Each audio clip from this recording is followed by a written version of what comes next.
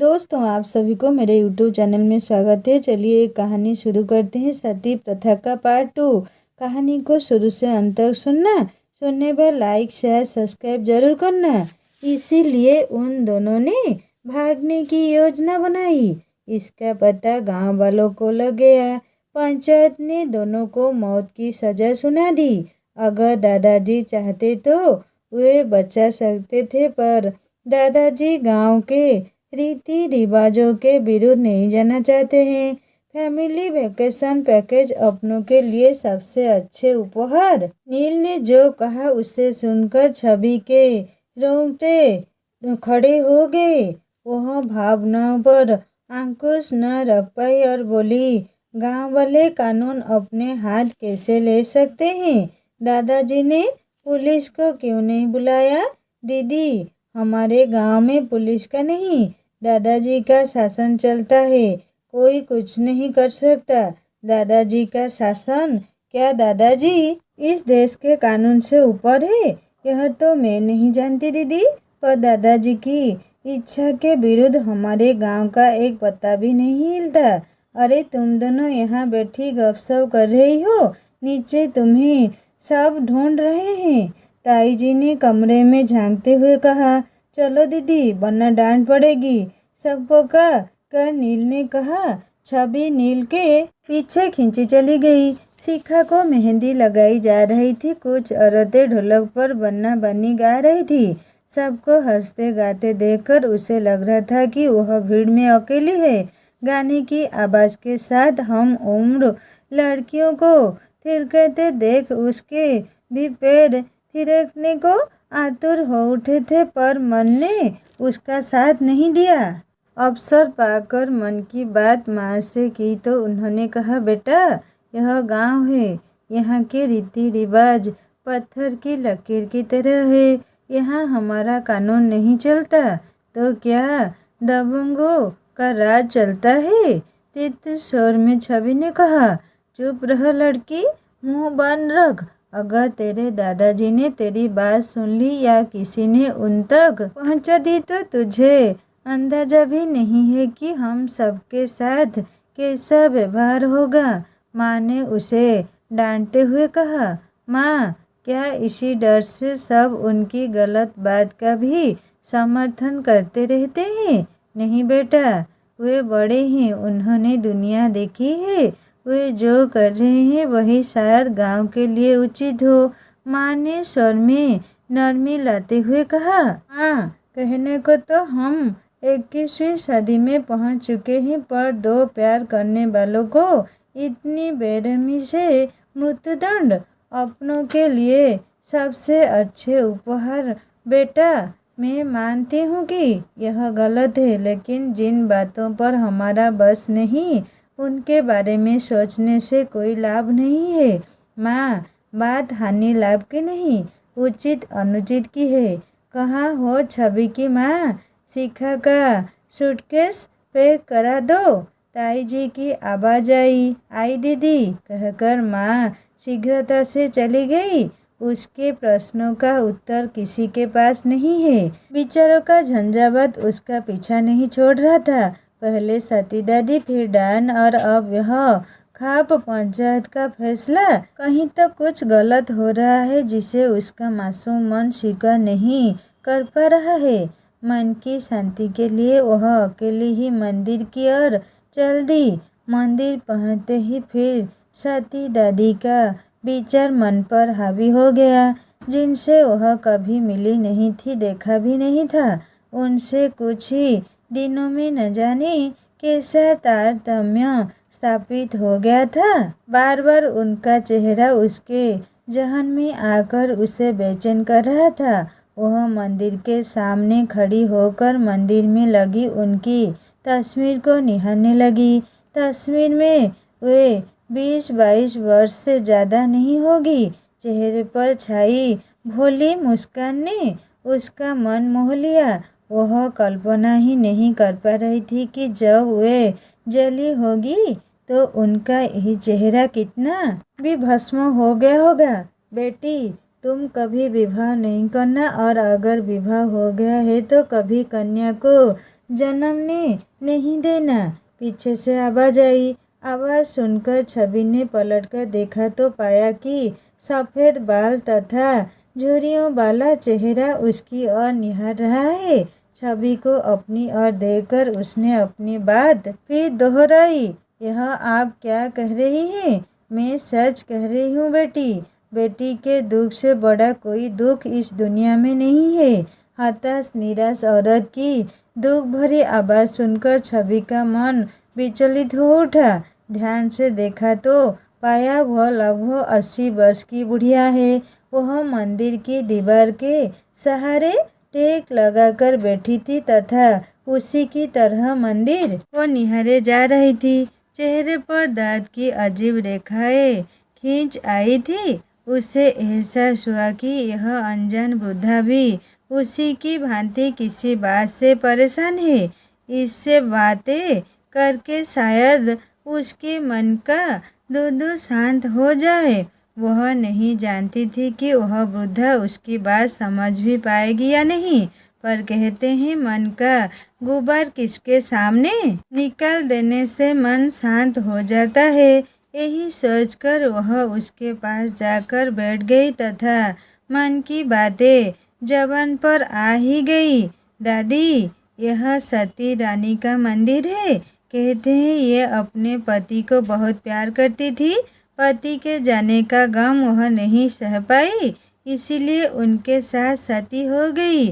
पर क्या एक औरत की अपने पति से अलग कोई दुनिया नहीं होती? यह तो आत्मदाह ही हुआ ना।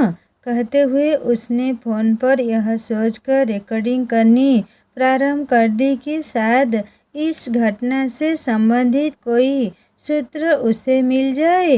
अपनों के लिए सबसे अच्छे उपहार।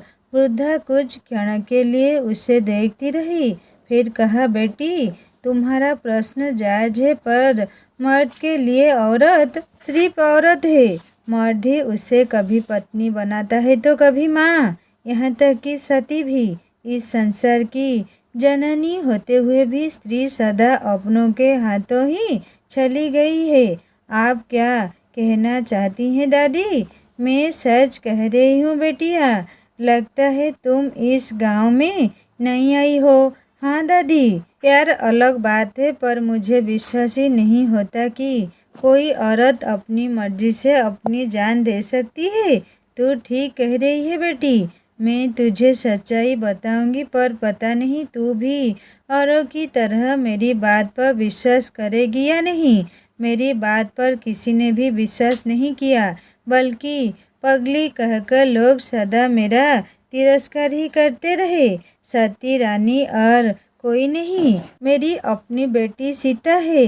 अपनों के लिए सबसे अच्छे उपहार आपकी बेटी सीता?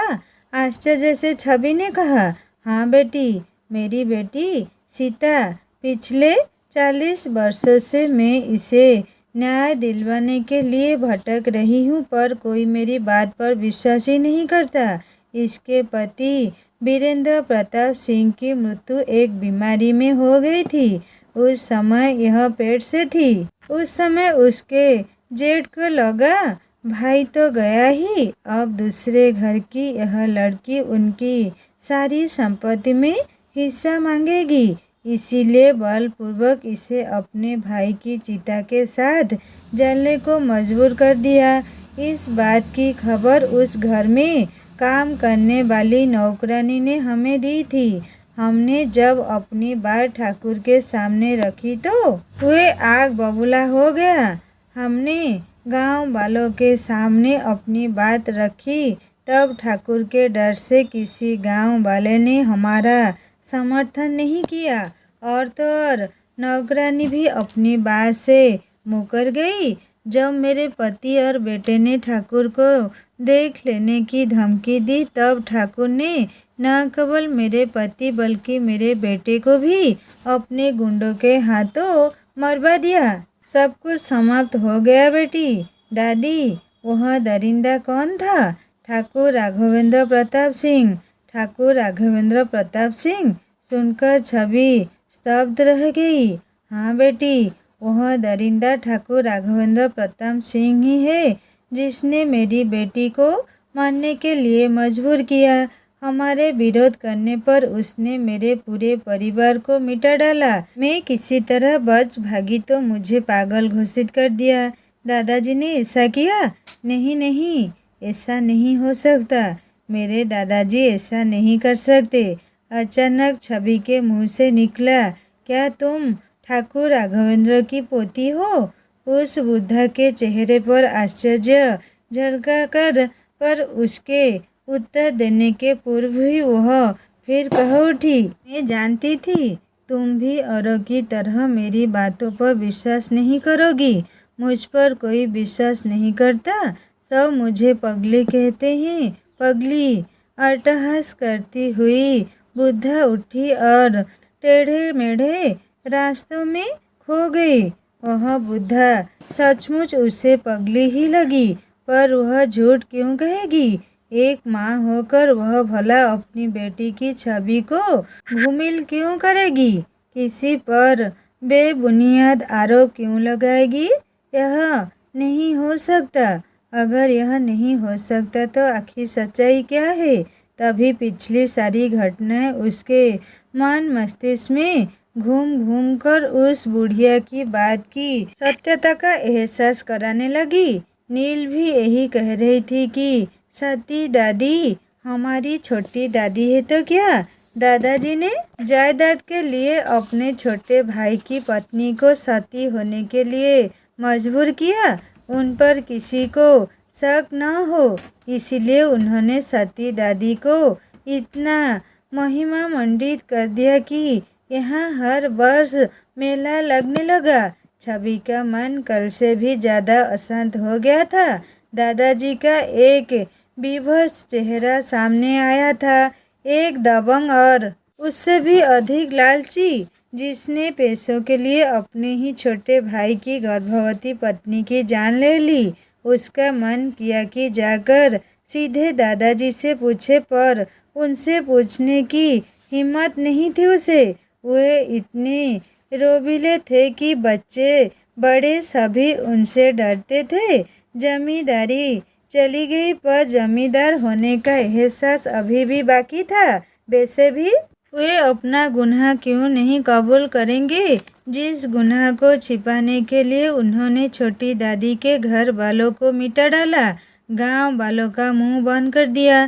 दादाजी से छवि का बात करना या बहस करना व्यर्थ था, पर उसके जमीन ने उसका साथ नहीं दिया। वह अपने प्रश्नों का भंडार लेकर उनके कमरे की ओर गई। कमरे से आती आवाज़ों ने उसे चौंकना कर दिया था। सुहाग पाने की कोशिश में उसने मोबाइल ऑन कर दिया। ठाकुर साहब, संभालिए अपनी पोती को। आज जब वह गन्ने के खेत में थी तभी हम उस कमों को सताते हुए उधर से गुजरे। आपकी बात मानकर हमने कमों को लोगों की नज़रों में डायन बना दिया है। कमों को मारते देखकर आपकी पोती ने हमें मना किया। जब हमने कहा तो वह डायन है, तब उसने कहा कि डायन बान कोई नहीं होती। बच्चे उसकी बुरी नज़र के कारण नहीं बल्कि अन्य कारणों से मरे हैं। वह बड़ी बड़ी बातें कर रही थी। आज उसे मंदिर में उस बुढ़िया से बातें करते भी देखा। अगर कुछ दिन और यहाँ रही तो हमें डर है कि कहीं कमों का भेद न खुल जाए। आज तो कमों ने उससे बात नहीं की। कहीं नहीं नहीं, ऐसा कुछ नहीं होगा। ऐसा करो, कमों को समाप्त कर दो। आप क्या कह रहे हैं ठाकुर साहब? एक आदमी ने आश्चर्य से कहा। मैं ठीक कह रहा हूँ। मैं नहीं चाहता कि उसकी वजह से हमारे चरित्र पर कोई दाग लगे।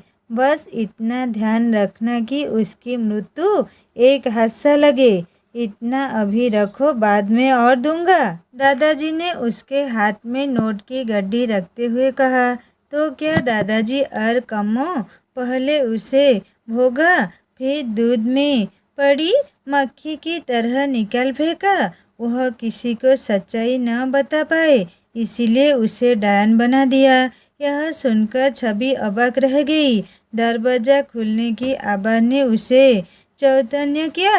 वह ओट में खड़ी हो गई। दादाजी का एक अन्य घिनौना रूप उसके सामने था।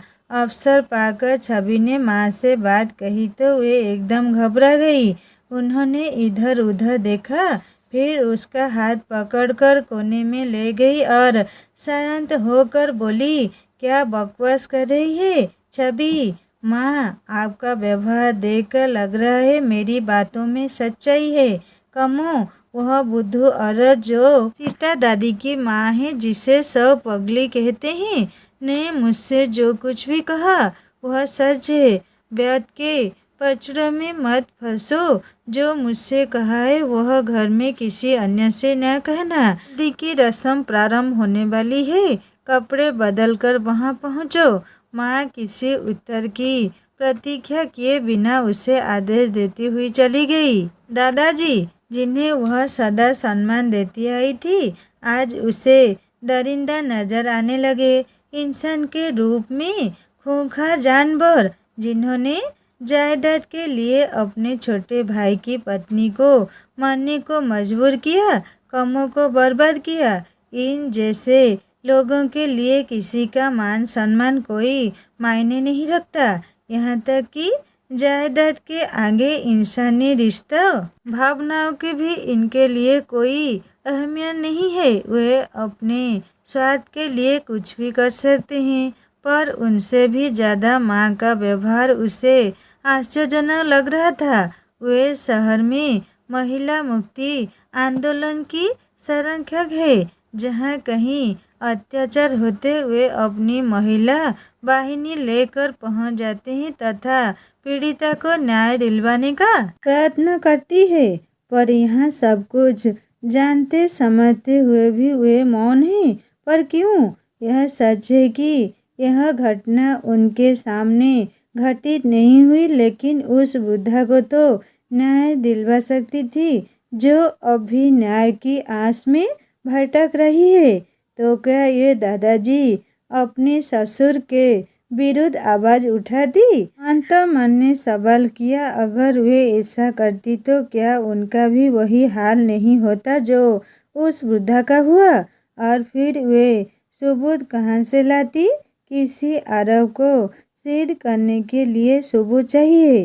कौन दादाजी के विरुद्ध गवाही देता? आश्चर्य तो उसे इस बात का था कि पापा जज होते हुए भी मौन रहे। छवि का मन बार बार उसे धिक्कार कर रहा था। पर अब तुम क्या कर रही हो? तुम्हें भी तो अब सब पता है। क्यों नहीं सबके सामने जाकर सच्चाई उगल देती?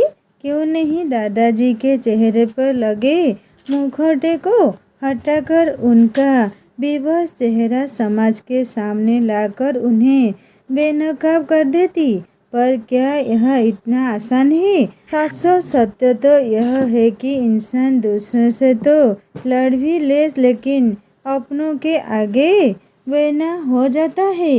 गांव की जिन मधुर स्मृतियों को वह सहेजे हुए थे, उनमें ग्रहण लग गया था। उसका मन कर रहा था कि यहाँ के घुटन भरे महलों से कहीं दूर भाग जाए, जहाँ उसे सुकून मिल सके। पर जाए भी तो जाए कहाँ? जहाँ भी जाएगी क्या इन विचारों से मुक्ति पा पाएगी? तब वह क्या करे? क्या वह भी पूरा जीवन अपने परिवार के अन्य सदस्यों की तरह ही इस अन्याय को दिल में समाये जीवन गुजार दे? नहीं नहीं, वह इसे नहीं जी पाएगी। तब वह क्या करे? उसका सर्वांग सुलग उठा। मन का ज्वालामुखी फटने को आतुर था। आज तो मीडिया का जमाना है।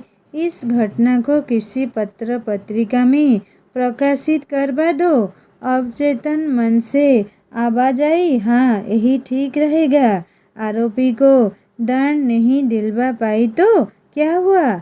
समाज का यह विद्रूप चेहरा, कटु सत्य तो कम से कम सामने आएगा। कम से कम ऐसी घटना को अंजाम देने से पहले लोग एक बार तो सोचेंगे किसी को आत्मदाह के लिए बाध्य तो नहीं किया जाएगा। छवि ने डायरी निकाली तथा अपने विचारों को कलमबद्ध करने लगी। मन के झाझा बातों से मुक्त होने का उसके पास एक यही साधन था। अपने लेख को किसी पत्रिका में छपवाकर दादाजी को बेनकाब करने का उसने मन ही मन प्रण कर लिया था। दीदी, आप क्या कर रही हैं? यहाँ भी आपका लिखना पढ़ना नहीं छूटा? चलिए, नीचे सब आपको ढूंढ रहे हैं। नील ने आकर कहा। हाँ, चल रही हूँ। उसने डायरी अपने सूटकेस में रख दी। नील उसे लगभग खींचते हुए नीचे ले आई। शिखा को हल्दी लगाई जा रही थी। कुछ औरतें ढोलक पर बन्ना बन्नी गा रही थी। माँ के चेहरे पर उसे देखते ही चिंता की रेखाएं खींच गई। शायद उन्हें डर था कि वह कहीं किसी से कुछ कह न दे। व्यर्थ रंग में भंग हो जाएगा। सबको हंसते गाते देखकर ही वह स्वयं को सहन नहीं कर पा रही थी। उसे लग रहा था कि वह भीड़ में अकेली है। तभी उसने सोचा, उसे जो करना है वह तो करेगी ही, पर वह हंसी खुशी के माहौल को बदरंग नहीं करेगी। जब लौटकर आई तो उसने डायरी के पन्ने फटे पाए। पीछे पीछे उसकी माँ भी आ गई। उसे परेशान देखकर बोली, बेवकूफ़ लड़की, गड्ढे मुड्ढे उखाड़ने की कोशिश मत कर। मत भूल कि वे तेरे दादाजी हैं। इस गांव के सम्मानित व्यक्ति, लोगों के लिए देवता स्वरूप। ऐसा तो सदियों से होता आ रहा है। वैसे भी तेरी बात पर विश्वास कौन करेगा? वह तो अच्छा हुआ कि मैं किसी काम से यहाँ आई थी। तेरा सूटकेस खुला देखकर बंद करने लगी तो डायरी देखकर शक हुआ और मैंने देख लिया। अगर तेरी यह हरकत घर में किसी को भी पता चल गई तो तेरे साथ हमारा जीना भी दूभर हो जाएगा। फिर जायदाद, आखिर यह पैसा इंसान को किस हद तक गिराएगा? ताई जी की आवाज़ सुनकर माँ दनदनाती हुई चली गई थी। वह लाचार सी बैठी सोचने लगी कि हर काल हर समय में जिसकी लाठी उसकी भैंस वाली कहावत ही चरितार्थ होती रही है। जिसके हाथ में ताकत है वही समर्थ है। कानून उसके हाथ का खिलौना बनकर रह जाता है। शायद इसीलिए माँ पापा सबको जानते और समझते हुए भी चुप रहे। और शायद इसी मानसिकता के तहत उसके अन्याय के विरुद्ध मुंह खोलने की कोशिश को माँ गलत ठहराकर उसे चुप रहने के लिए विवश कर रही है।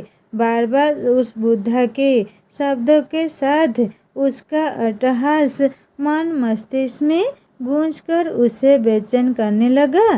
पिछले 40 वर्षों से मैं उसे न्याय दिलवाने के लिए भटक रही हूँ, पर कोई मेरी बात पर विश्वास ही नहीं करता। सब मुझे पगली कहते हैं। पगली? वह तो उस बुद्धा से भी अधिक लाचार है। वह कम से कम न्याय की गुहार तो लगा रही है, पर वह तो सब जानते बूझते हुए भी चुप रहने की विवश है। वह बेचैनी में अपना मोबाइल सर्च करने लगी। तभी मंदिर में वृद्धा से बातचीत का वीडियो नजर आया। साथ ही गन्ने के खेत में लोगों का कामों के साथ जोर जबरदस्ती के वीडियो के साथ ही उसमें कामों की आवाज़ भी रिकॉर्ड थी। मैं डायन नहीं हूँ, डायन नहीं हूँ। मैं बड़े ठाकुर को नहीं छोड़ूंगी। वीडियो में रिकॉर्ड कामों की आवाज़ उसे विचलित करने लगी थी। अपने बेटे के जीवन की भीख मांगते आदमी का तथा उसकी आवाज़ को नकारते दादाजी की आवाज़ के साथ कामों को मारने का आदेश देते हुए दादाजी की आवाज़ ने उसे संज्ञा शून्य बना दिया था। सारे सबूत सिर्फ एक ही और इशारा कर रहे थे, तुम विवश नहीं हो। संवेदनशील मस्तिष्क कभी विवश नहीं हो सकता। अपने अंतर मन की यह आवाज़ सुनकर एकाएक उसने निर्णय लिया कि वह अपनी पत्रकार मित्र शिल्पा की सहायता से वीडियो क्लिप के जरिए अपराधियों को दंड दिलवाएगी तथा समाज का यह विद्रूप चेहरा सामने लाएगी। समाज का कटु सत्य तो कम से कम समाज के सामने आएगा। सोचकर छवि ने संतोष की सांस ली तथा विवाह की सभी रस्मों में पूरे मन से सम्मिलित हुई थी। उसे देखकर माँ भी निश्चित थी। उन्हें लग रहा था उसने अपनी बेवजह की जीत छोड़ दी है। यद्यपि अपनों के विरुद्ध निर्णय लेना आसान नहीं है, पर अन्याय का विरोध करना एक इंसान का कर्तव्य है। इसी भावना के वशीभूत उसने शिल्पा और उसकी टीम को विश्वास में लिया तथा उनके 1 महीने के अथक परिश्रम के बाद आखिर धीरजपुर गांव का धीरज टूट गया और दादाजी का घिनौना रूप समाज के सामने आ ही गया। टीवी पर फ्लैश होती वीडियो क्लिप को देखकर छवि संतुष्टि का अनुभव कर रही थी। टीवी पर फ्लैश होती खबरों को देखकर पापा घर फोन मिलाने लगे। माँ ने उसकी ओर तीखी नजर से देखा। उसकी झुकी नजरें देख वह समझ गई, लेकिन पुत्री के मोह ने उन्हें गांधारी बना दिया। दोस्तों, कहानी को यहीं पर ख़त्म करती हूँ। कहानी कैसी लगी मुझे ज़रूर कमेंट करके बताएगा और अच्छी लगी तो सब्सक्राइब करके बेल आइकन दबा देना और एक नई कहानी जल्दी लेकर आऊँगा। नमस्ते।